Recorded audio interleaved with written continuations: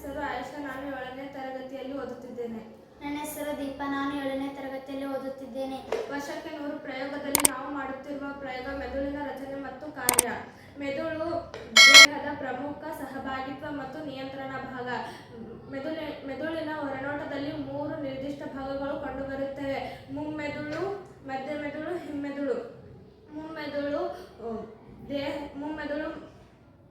ಮೆದುಳಿನ ಅತಿ ಸಂಕೀರ್ಣ ಭಾಗ. ಇದರಲ್ಲಿ ಮಹಾಮಸ್ತಿಷ್ಕ ಮತ್ತು ಡಯನ್ಸೆಫೆಲಾನ್ ಎಂಬ 2 ಭಾಗಗಳಿವೆ. ಮಹಾಮಸ್ತಿಷ್ಕ ಇದು ಮೆದುಳಿನ ಅತ್ಯಂತ ದೊಡ್ಡ ಭಾಗ. ಇದು ಮೆದುಳಿನ ಒಟ್ಟು ತೂಕದ ಸುಮಾರು 80% ತೂಕ ಇದರದು.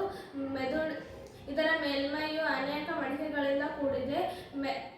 ಮಹಾಮಸ್ತಿಷ್ಕ 2 ಅರ್ಧ ಸಮಗೋಳಗಳನ್ನು ಹೊಂದಿದೆ: ಬಲಗೋಳಾರ್ಧ ಮತ್ತು ಎಡಗೋಳಾರ್ಧ. ದೇಹದ ಎಡಭಾಗದಿಂದ ಬರುವ ನರಗಳು ಮಹಾಮಸ್ತಿಷ್ಕದ ಬಲಗೋಳಾರ್ಧಕ್ಕೆ ಸಂಪರ್ಕ ಹೊಂದಿದೆ.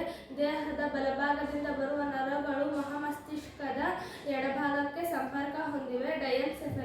ಡಯನ್ಸೆಫೆಲಾನ್ ಮಹಾಮಸ್ತಿಷ್ಕದಿಂದ ಆವೃತವಾಗಿರುವ ಒಂದು ಚಿಕ್ಕ ಭಾಗ.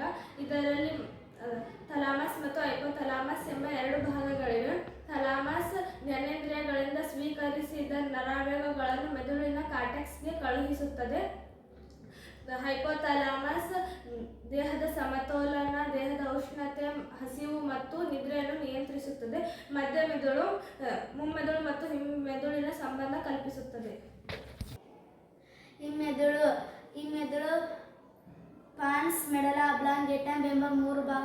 ಹಿಮ್ಮೆದುಳು ಅನುಮಸ್ತಿಷ್ಕ, ಪಾನ್ಸ್ ಮತ್ತು ಮೆಡಲಾ ಅಬ್ಲಾಂಗೇಟಮ್ ಎಂಬ 3 ಭಾಗಗಳಿಂದ ಆಗಿದೆ.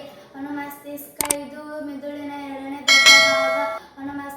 ಮಹಾಮಸ್ತಿಷ್ಕದ ಕೆಳಗೆ ಮತ್ತು ಹಿಂಭಾಗದಲ್ಲಿರುವ ಮೆಡಲಾ ಅಬ್ಲಾಂಗೇಟಮ್ ಮೇಲೆ ಇದೆ.